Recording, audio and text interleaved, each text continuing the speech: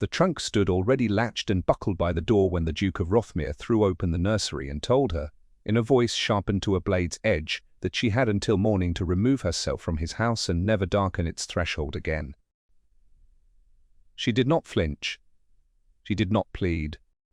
She simply turned toward him with a composure that seemed, in that instant, to hollow out every ounce of fury he had carried into the room, and she said, quite calmly, that she had packed 3 days ago, Your Grace, and had merely been waiting for him to catch up to a decision she had already made herself. The silence that followed was the particular silence of a powerful man discovering, for perhaps the first time in his adult life, that his authority had arrived too late to matter. But to understand how a governess with nothing to her name came to stand unshaken before a duke's fury, and why she had already chosen to leave a house most women would have begged to stay within, one must return to the golden afternoon 18 months earlier when she first walked through the gates of Rothmere Hall. Quote, carrying a single letter of introduction and a secret she did not yet know she carried at all. Stay close, because this story does not resolve where it appears to begin, and every door that closes in the chapters ahead will open onto a room none of you expect. Now, let us return to that golden afternoon, and to the beginning of everything. Her name was Rosalind Fairfax, and she arrived at Rothmere Hall on a bright September afternoon, with the particular determination of a woman who has run out of easier paths. She was 26, unmarried, and had spent the previous 4 years as a governess in 3 separate households, each position ending not through any fault of her instruction, but through the ordinary misfortunes of families who could no longer afford her, or families who relocated beyond her willingness to follow, or, in one unhappy instance, a household whose master had made advances she refused to tolerate and had therefore been dismissed for the crime of possessing a conscience. She came to Rothmere with a letter of recommendation from a countess she had served faithfully for 2 years, and with a private resolve, hardened by disappointment, to give this position everything she had and expect, in return, only her wages and her dignity.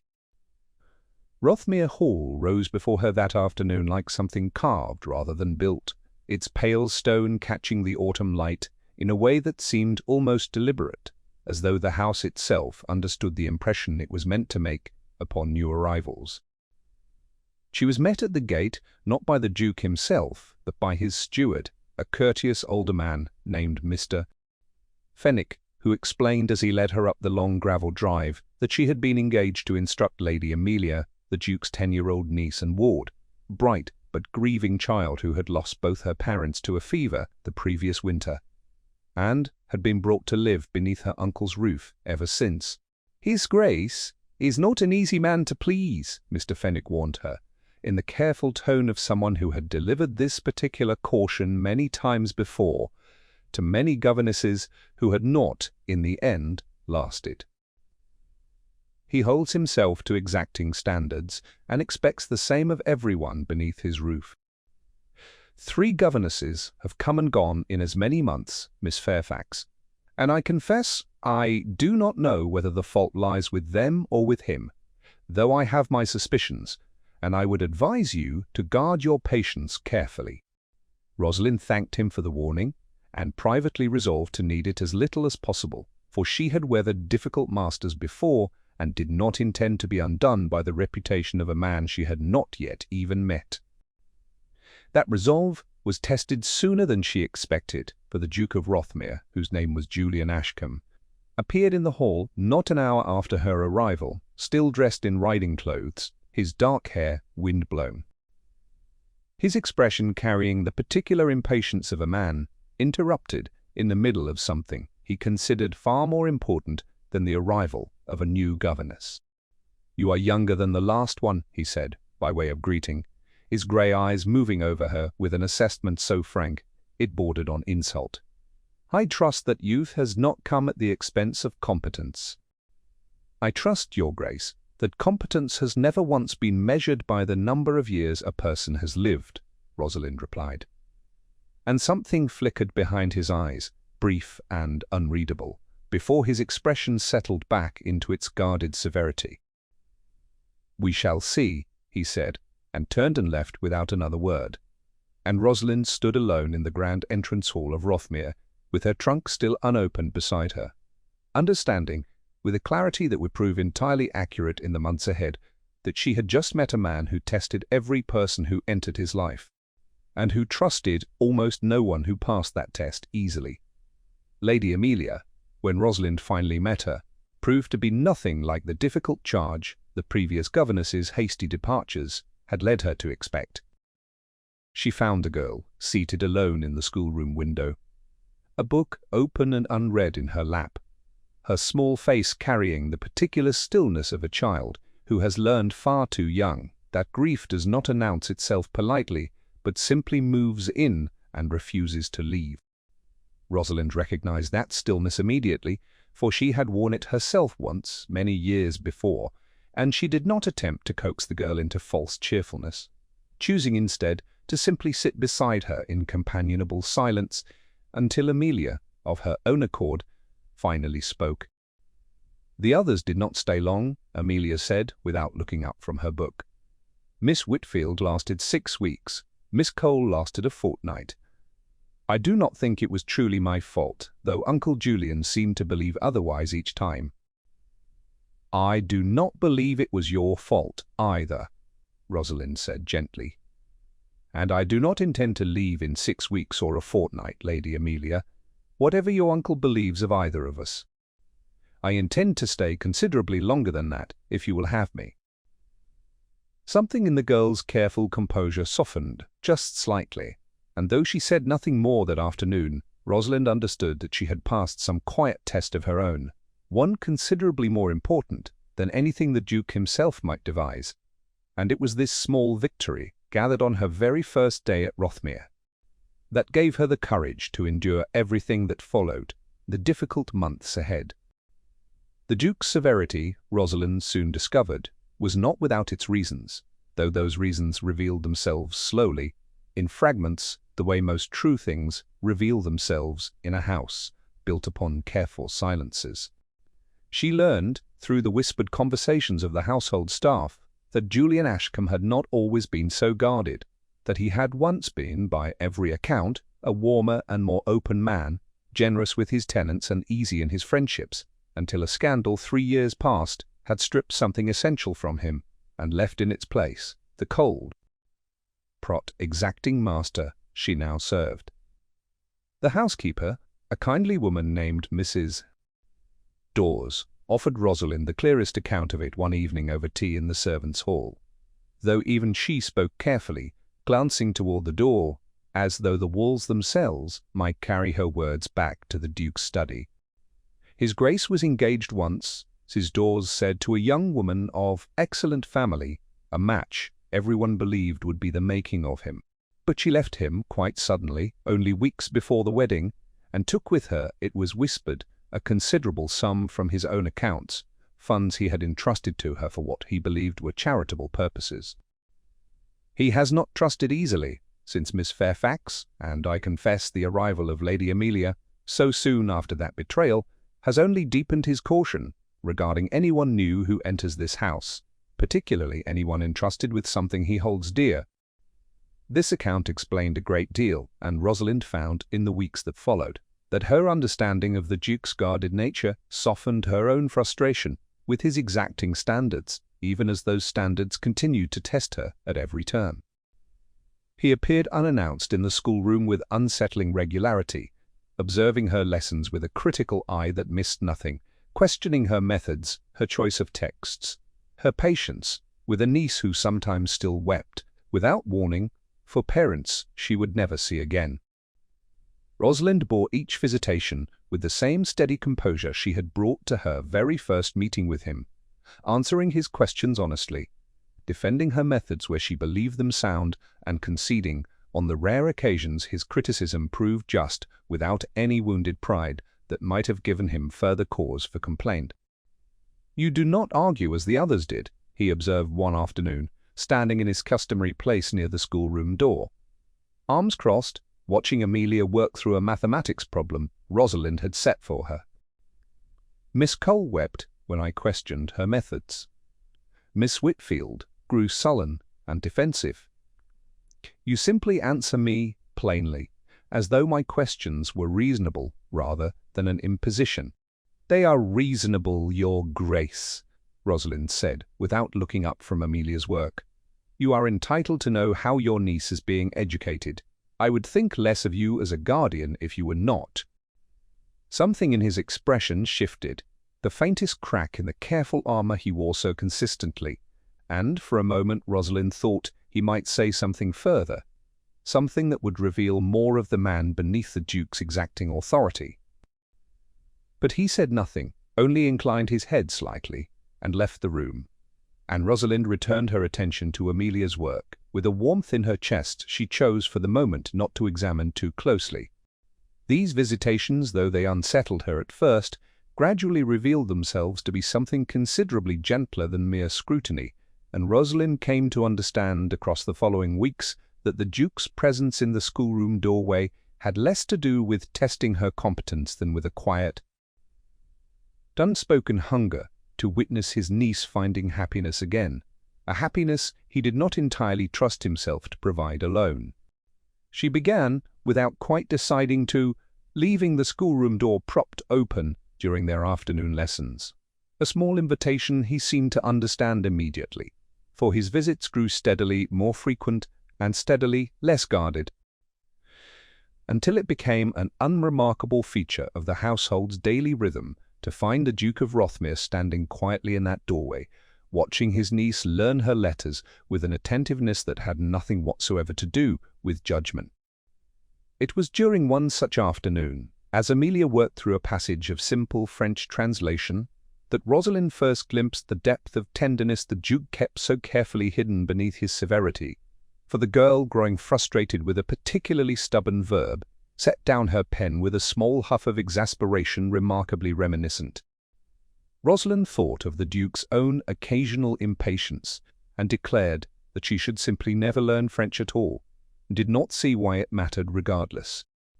"It mattered to your mother," the Duke said quietly, from his place in the doorway, and both Rosalind and Amelia turned toward him in surprise, for he so rarely spoke during these observed lessons that his voice seemed almost to belong to someone else entirely. "She spoke it beautifully. Your mother. She used to sing to you in French when you were an infant, though I doubt you remember it, and I confess I have always thought you might find some comfort in learning the language that once comforted you, though I have never known quite how to say so without sounding foolish." Amelia's small face, at this unexpected offering of memory, softened in a manner Rosalind had not seen since her very first weeks at Rothmere, and she picked her pen back up without further complaint, and Rosalind, watching this small exchange unfold, felt something in her own chest tighten with an emotion considerably more complicated than professional satisfaction, a recognition, however unwelcome, that she was coming to care for this careful, guarded man with a depth that extended well beyond the bounds her position properly allowed. There were other visitors to the schoolroom in those weeks, though none who occupied her thoughts as persistently as the Duke himself.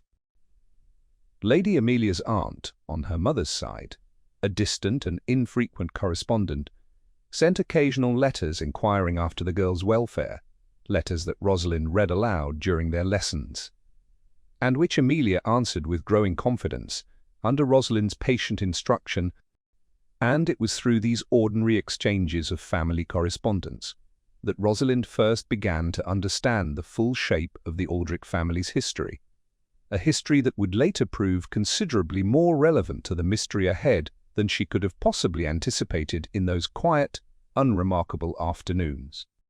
She learned, through these letters, that Lord Aldrich had been a man of considerable business acumen, involved in shipping ventures that had taken him abroad with some regularity, and that his marriage to Amelia's mother had been, by every account, a genuine love match rather than the arranged convenience so common among families of their standing.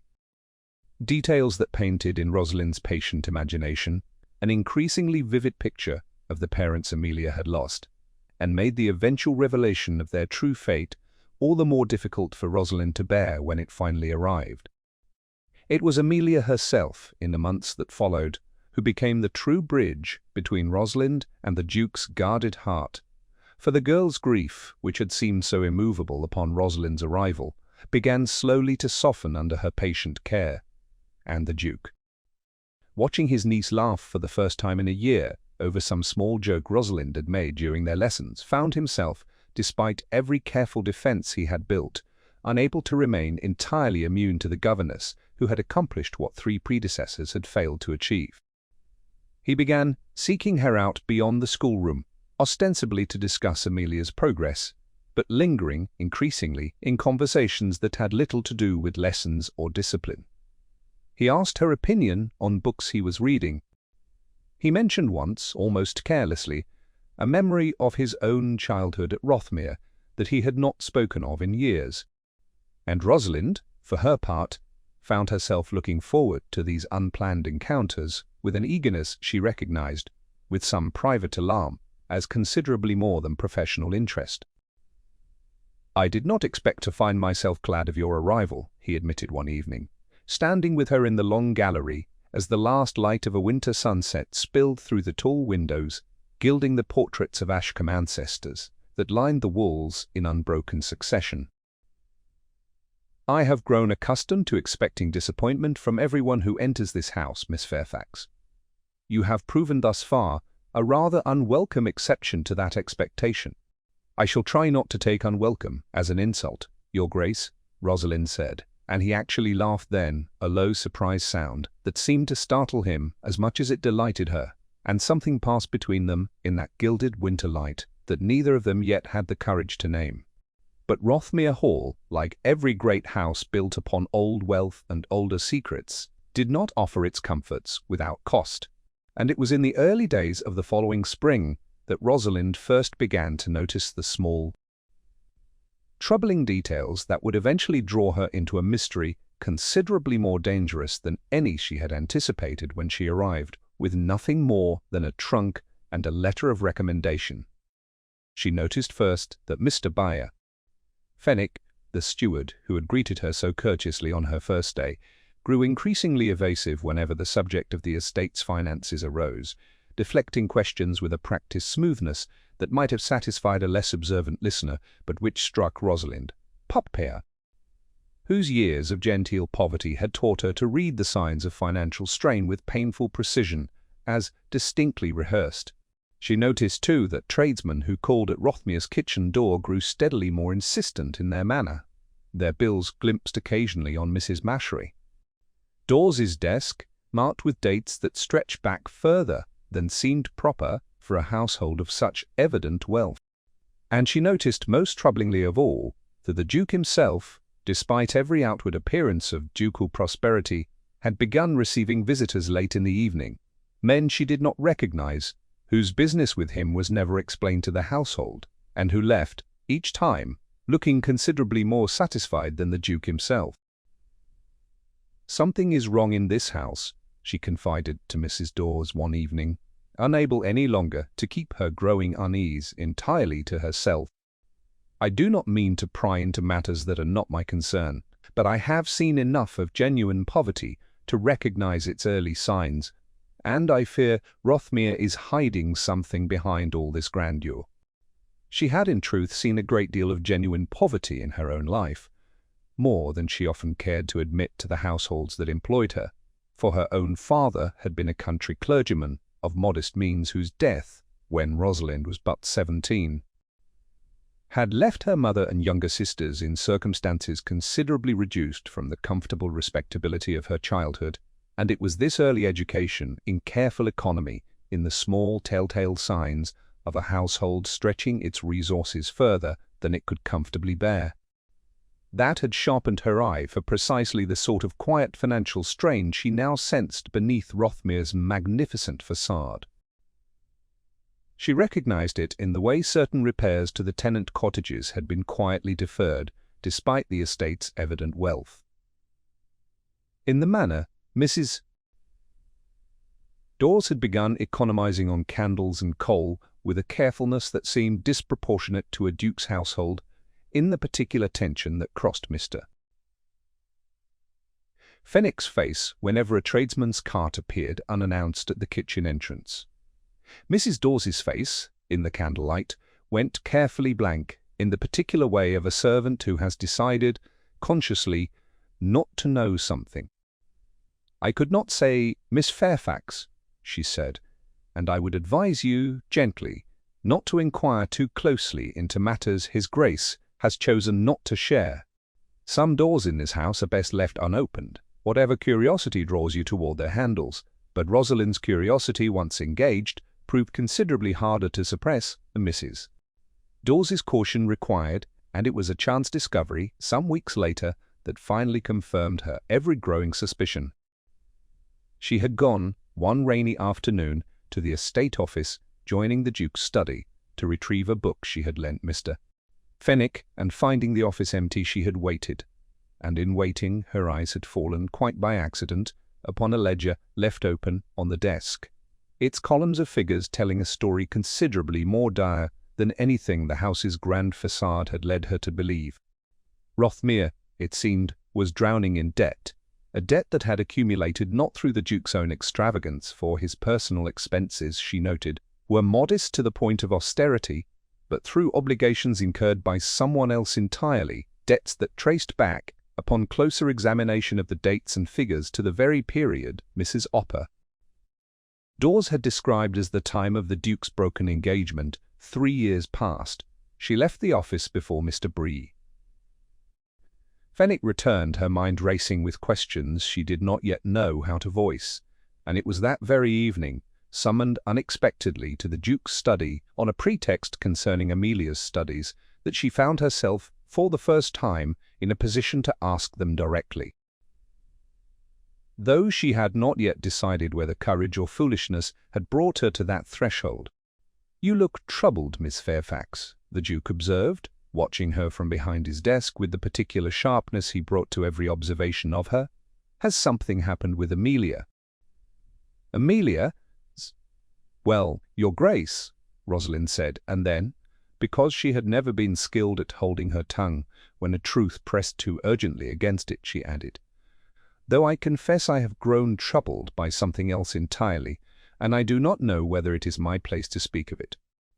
"Speak of it regardless," he said, setting down his pen with an attention that told her he had already guessed, from her manner, that whatever she intended to say would not be trivial. "I saw the estate ledgers this afternoon, quite by accident," she admitted, "and I saw enough to understand that Rothmere carries a debt considerably larger than its appearance suggests, a debt that seems to have originated some 3 years past. Do not ask to pry into matters that are none of my concern, Your Grace, but I have watched you carry a weight these past months that I believe extends beyond grief alone, and I find I cannot simply pretend I notice nothing." The Duke's face, in the lamplight, went through a series of expressions Rosalind had never before seen him wear. Surprise, then something like wariness, and finally, unexpectedly, a kind of exhausted relief, as though the secret he had carried alone for 3 years had grown too heavy to bear without confession. "You are the first person in this house to ask me directly," he said quietly. "Everyone else has chosen, like Mrs. Dawes, to simply not know. I have allowed that ignorance to continue, because I did not wish anyone's pity, and because the truth, Miss Fairfax, implicates me in a foolishness I am not proud to have committed." "Tell me," Rosalind said, and it was not a request, but something closer to an offer, and the Duke, after a long moment of visible hesitation, finally did. "Her name was Cordelia Vane," he said, "and I loved her, or believed I did, with the particular blindness of a young man who has never before been deceived and therefore cannot imagine that he might be. We were to be married in the spring of that year, and in the months before the wedding, she convinced me to invest heavily in a charitable venture she claimed to be establishing a foundation for orphan children that she assured me would bear the Ashcombe name with honor for generations. I gave her access to a considerable portion of my liquid wealth, believing myself generous rather than foolish, and 3 weeks before our wedding, she vanished entirely, along with every shilling I had entrusted to her. leaving behind nothing but a foundation that never existed, and a debt I have spent 3 years attempting to quietly repay without exposing my own naivety to public scrutiny.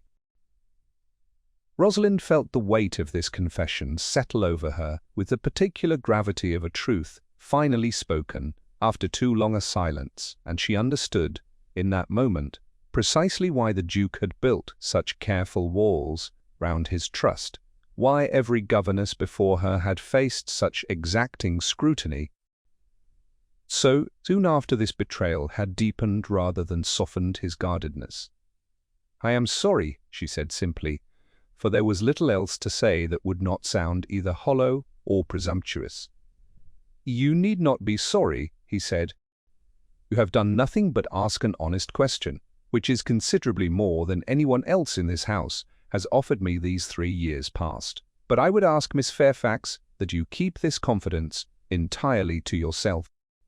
If word of Cordelia's deception reached society at large, the damage to this family's reputation would extend well beyond mere embarrassment, and I have Amelia's future to consider now as much as my own."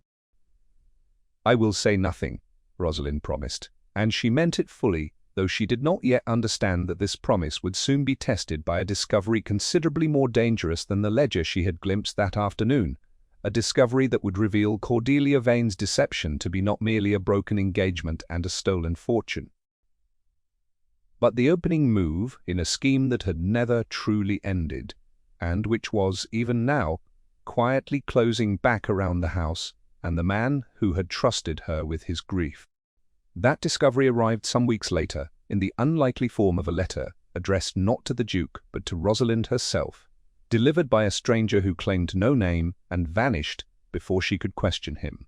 A letter written in a careful, unfamiliar hand that identified itself only as a friend to the truth, and which contained a single, unsettling line that Rosalind read and reread until the words seemed to burn themselves into her memory.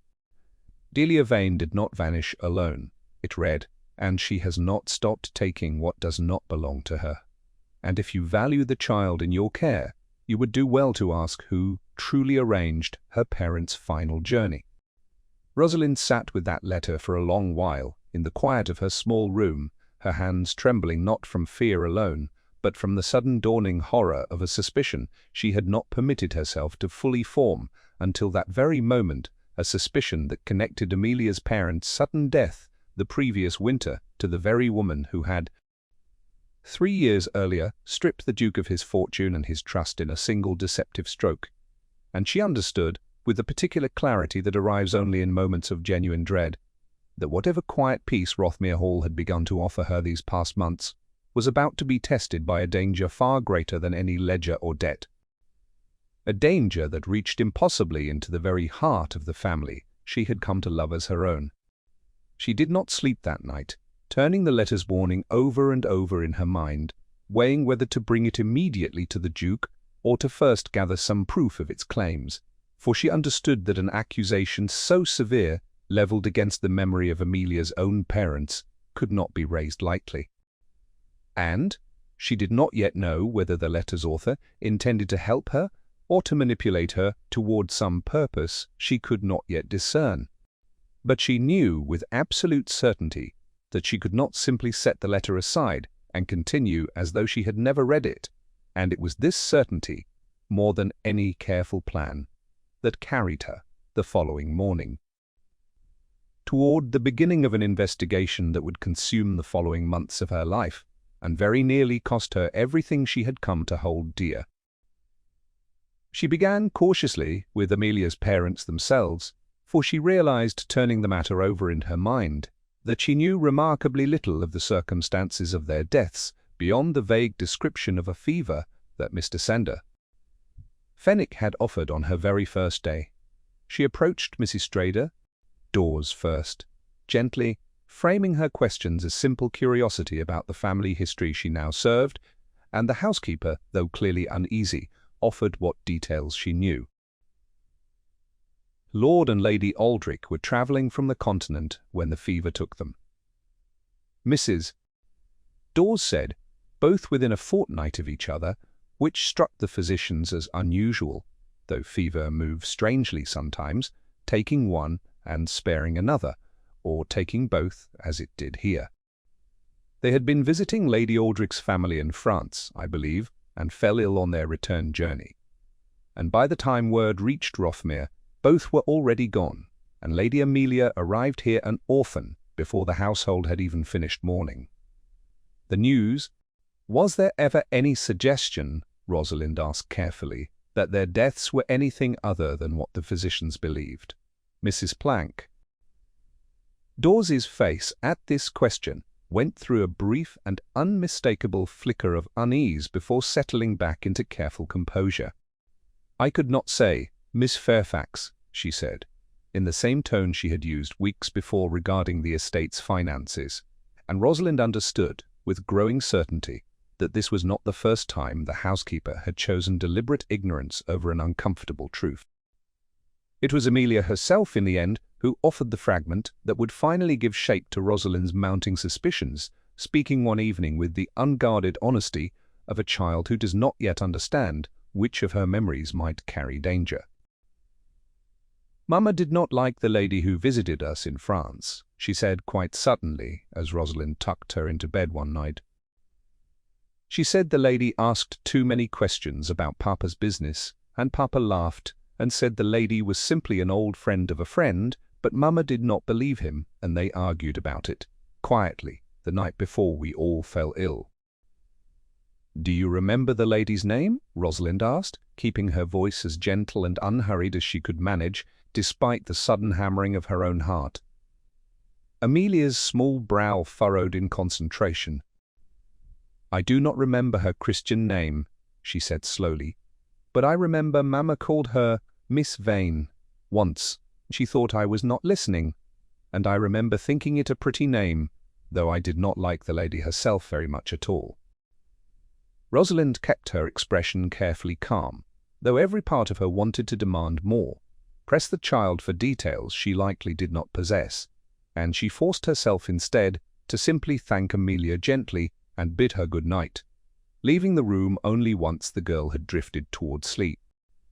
Standing afterward in the darkened corridor, with her heart racing and her mind assembling, piece by terrible piece, a pattern she could no longer dismiss as coincidence.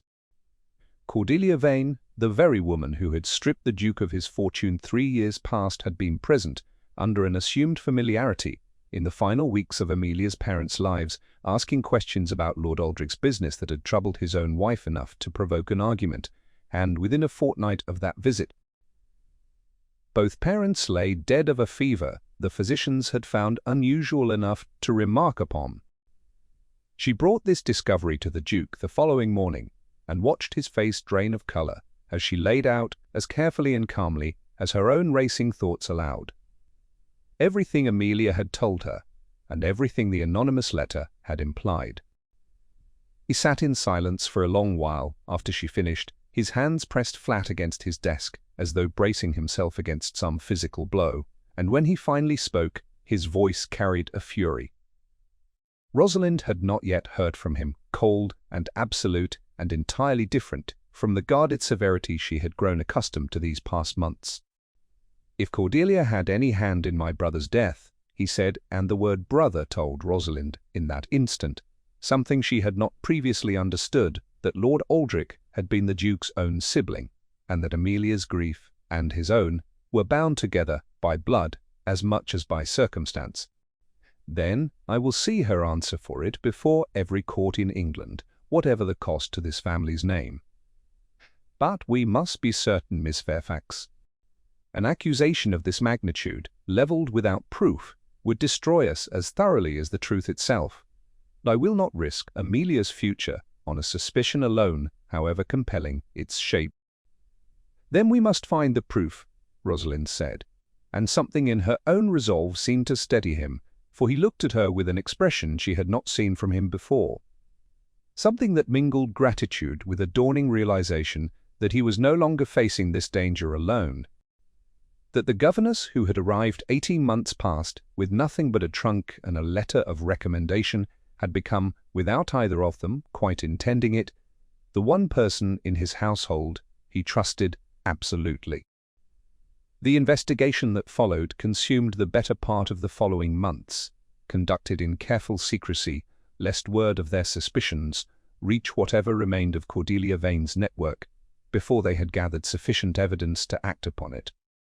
The Duke engaged a discreet investigator from London, former Bow Street man named Greaves, whose quiet thoroughness matched Rosalind's own careful patience, and together the three of them began the slow work of tracing Cordelia's movements across the 3 years since her disappearance from Rothmere, a trail that led, with increasing and disturbing clarity, through a string of wealthy households across England and the continent, each one relieved in turn of a fortune entrusted to Cordelia's care, under one false pretense or another.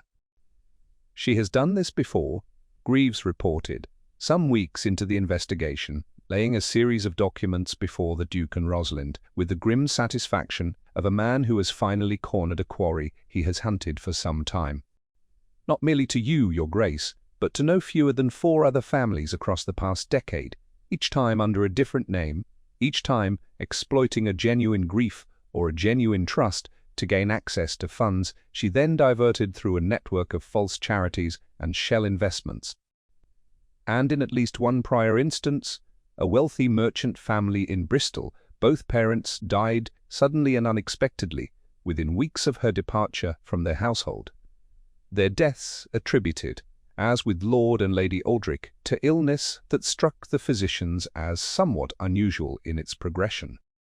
The pattern, once fully assembled, painted a portrait considerably more monstrous than mere theft, suggesting a woman who did not merely deceive her victims, but eliminated them entirely when their continued existence threatened to expose her schemes or when their fortunes proved too tempting to leave behind incomplete. Reading through Greaves' careful documentation late into the night, felt a cold horror settle over her that went beyond even her earlier suspicions, for she understood now that Amelia, the child who had come to trust her so completely these past 18 months, had very likely lost both her parents, not to the cruel randomness of fever, but to the calculated cruelty of a woman who remained, even now, entirely at large and entirely unaware that her past crimes had finally begun to catch up with her. "We are close," the Duke said. Some weeks later, as the three of them reviewed Greaves's latest findings, a trail of correspondence that suggested Cordelia, operating now under the name of a wealthy widow called Mrs. Ashford, had established herself in Bath and was even now in the process of courting the trust of another grieving and wealthy family. "We are close enough that I fear moving too slowly, as much as I fear moving too quickly. For if she senses herself discovered before we have gathered proof sufficient for a magistrate, she will simply vanish again, as she has vanished 4 times before, and take with her any hope of justice for my brother and his wife." It was this urgency that finally carried Rosalind, the Duke, and Greaves to Bath itself, in the careful guise of ordinary travellers, to observe the woman calling herself Mrs. Cammer. Ashford and confirm, beyond any possible doubt, that she was indeed the same Cordelia Vane who had once worn the Duke's ring and stolen his fortune, and it was in Bath, in a crowded assembly room, lit by 100 candles, that Rosalind finally laid eyes upon the woman who had haunted the edges of this mystery for so many months. To eye-striking figure of perhaps 40 years, elegant and composed, moving through the room, with the easy confidence of someone who had never once been made to answer for her crimes. "She is beautiful," Rosalind found herself thinking, with a strange and unwelcome pang she did not immediately understand until she recognized it, with some private embarrassment, as something disturbingly close to jealousy. A reaction she scolded herself for firmly, even as she watched the Duke's own expression harden into a mask of careful neutrality as Cordelia's eyes swept briefly across the room and passed, without any flicker of recognition, directly over him. "She does not know you," Rosalind murmured, low enough that only he could hear. "She has not seen my face in 3 years," he said quietly, "and I have taken pains this evening to ensure I am dressed and positioned in a manner unlikely to draw her particular attention. But I assure you, Miss Fairfax, I would know her anywhere, however many names she has since worn. It was in the days that followed, as Greaves worked to confirm Cordelia's current scheme and gather the final evidence needed to bring her before a magistrate, that the danger of their investigation finally caught up with them in a manner none of them had fully anticipated, for Cordelia Vane, whatever name she currently wore, had not survived a decade of elaborate deception without developing an instinct for danger, and it was this instinct, rather than any careless mistake on their part, that alerted her to the fact that she was being watched. She came to Rosalind directly, on an afternoon when the Duke and Greaves had gone to consult with a local magistrate regarding the proper procedure for laying formal accusation, finding Rosalind alone in the small garden of their rented lodgings and approaching with a smile that did not reach her eyes. The garden, Rosalind would remember afterward, had seemed almost absurdly pleasant in the moments before Cordelia's arrival, the late summer roses still holding their colour against the encroaching autumn, a pair of finches quarrelling companionably in the hedge. The ordinary peace of an afternoon that gave no warning at all of the danger about to settle itself onto the bench beside her. She had been reading, or attempting to read, her mind too occupied with the careful calculations of their investigation to properly attend to the novel open in her lap, and it was this distraction, she later realized, that had left her insufficiently guarded when the shadow fell across her page, and a voice, cultured and pleasant and entirely unfamiliar, addressed her by name. "You are the Ashcombe governess, are you not?" Cordelia said, without preamble, settling onto a garden bench with the easy confidence of a predator who has already calculated every possible outcome of the conversation to come. "I confess I did not expect to find you in Bath, Miss Fairfax, so very far from your charge, unless, of course, you have not come for pleasure at all." Rosalind felt her pulse quicken, though she forced her expression to remain carefully composed, drawing upon the same steady discipline that had carried her through every difficult confrontation with the Duke himself in her earliest months at Rothmere. "I do not believe we have been introduced," he said, closing her novel, with deliberate, unhurried care, as though the interruption were a mild inconvenience rather than the very danger she had spent months anticipating. "We have not," Cordelia agreed, "but I make it my business to know a great deal about the households I have once called my own, and Julian, I understand, has kept remarkably poor company of secrets these past few years, given how quickly his suspicions seem to have found their way to Bath. I wonder, Miss Fairfax, whether you understand precisely what danger you have invited into that pretty head of yours by pursuing me so diligently." Something almost admiring in the way Cordelia studied her, Rosalind thought, an assessment not unlike the Duke's own frank appraisal on her very first day at Rothmere, though where his gaze had carried wariness, hers carried something closer to the calculating interest of one skilled predator, recognizing, however reluctantly, the competence of an unexpected rival. "You have caused me considerably more trouble than any governess in my experience," Cordelia continued, when Rosalind offered no immediate answer. "Miss Cole and Miss Whitfield, I am told, lasted scarcely weeks at Rothmere before Julian's temper drove them off entirely. You, it seems, have lasted long enough to become rather more dangerous to me than either of them ever managed, though I confess I am curious what precisely drew you to look so closely at matters that were, by every reasonable measure, none of your concern." "Are you threatening me?" Rosalind asked, and though her heart hammered against her ribs, she kept her voice steady, refusing to grant this woman the satisfaction of visible fear. "I am simply observing," Cordelia said, rising smoothly from the bench, "that women who ask too many questions about my business have historically found their circumstances considerably more difficult afterward than before, and I would hate, truly, for someone as clever as you appear to be to learn that lesson the hard way. Give Julian my regards, Miss Fairfax, and tell him that whatever he believes he has discovered, he will find it considerably harder to prove than he imagines." She turned to go, and then paused, glancing back with an expression that Rosalind would remember in the months and years that followed, as the single most chilling moment of the entire investigation a look that carried no anger at all, only the flat, assessing patience of someone already calculating her next move. "You care for him?" she observed quite suddenly, tilting her head with something almost like curiosity. "I can see it plainly. Whatever careful mask you have both no doubt convinced yourselves is fooling the household. It is rather touching, in its way. I dare say I cared for him too, once, in whatever manner I am capable of caring for anyone at all. Do give some thought, Miss Fairfax, to what you stand to lose before you press this matter any further."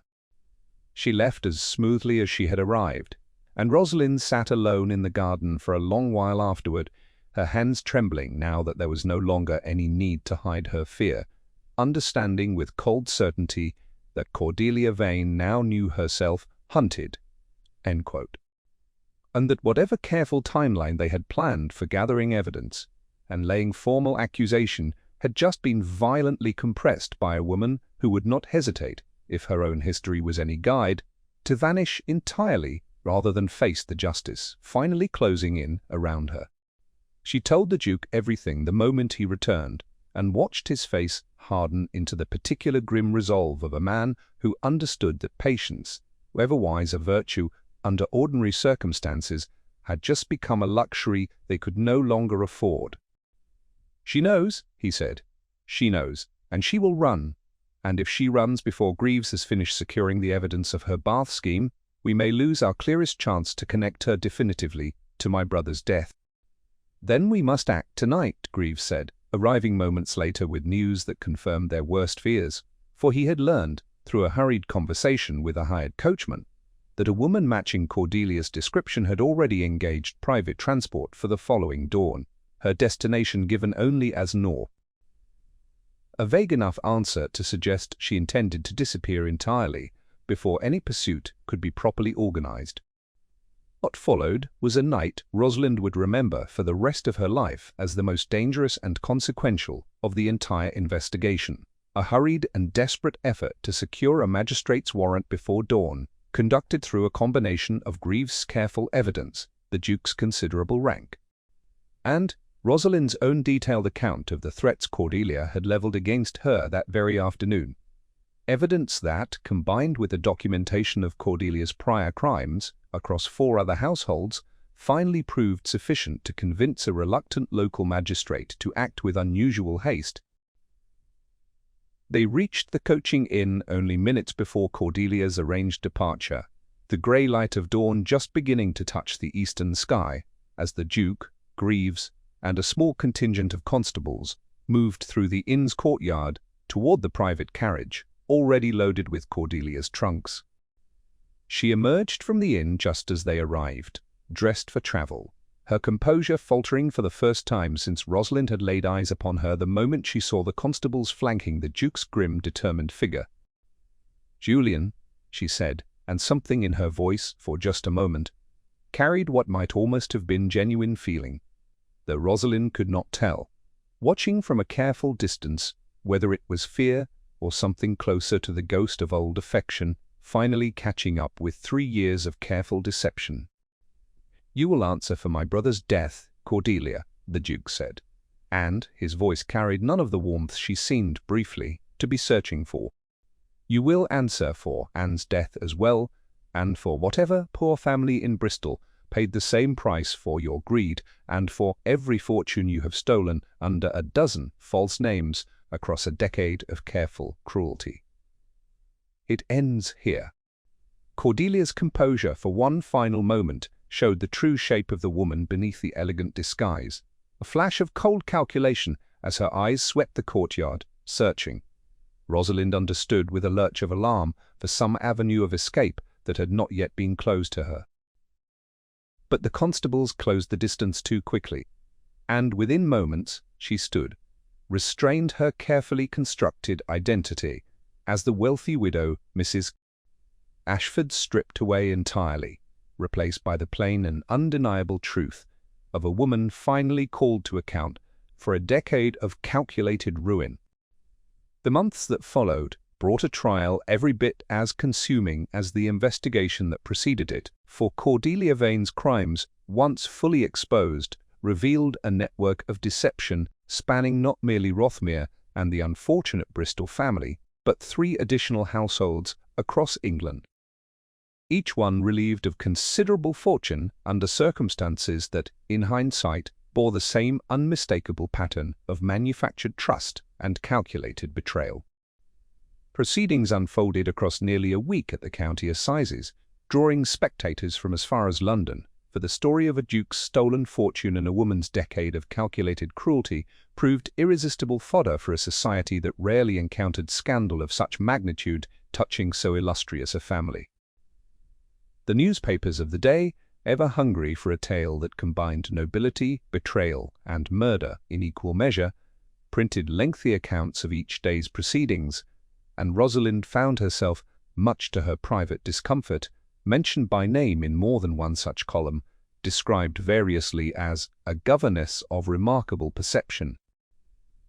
In one particularly breathless account, as the very heroine whose patient courage had finally exposed a decade of hidden villainy, a description she found considerably more flattering than accurate, given how thoroughly Greaves's careful investigation and the Duke's own steady resolve had shared in every discovery along the way.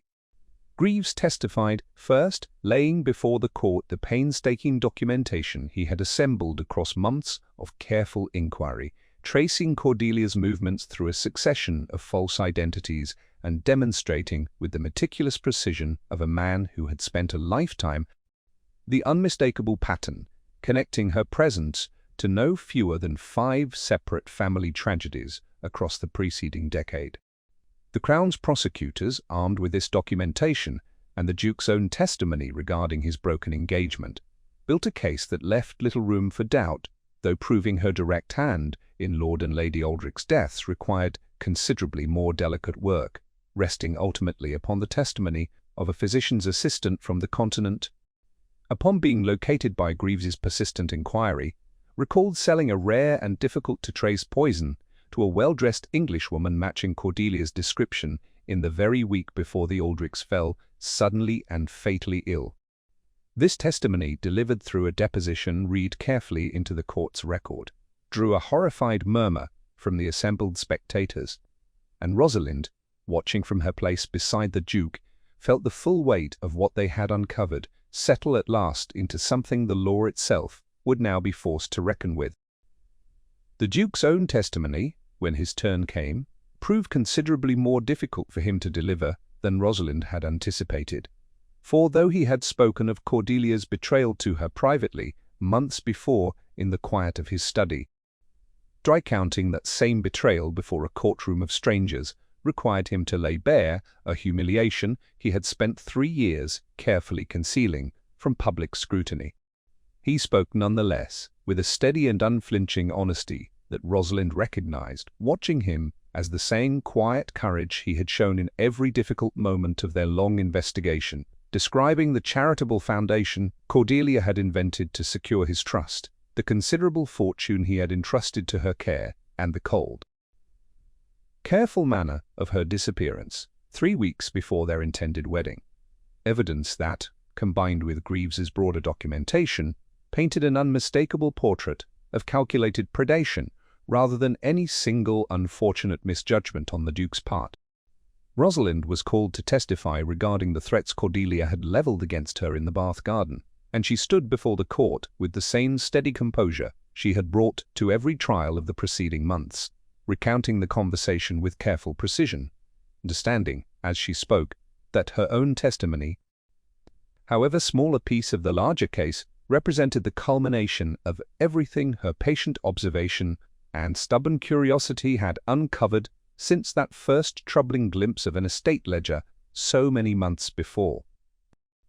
The defense barrister, a sharp-tongued man, clearly uncomfortable with the weight of evidence arrayed against his client, attempted to suggest that Rosalind's account might be colored by her evident attachment to the Duke's household, a suggestion she met with such calm and unwavering precision that even the presiding judge, by the account of those who observed the exchange, appeared to suppress a flicker of admiration at her composure.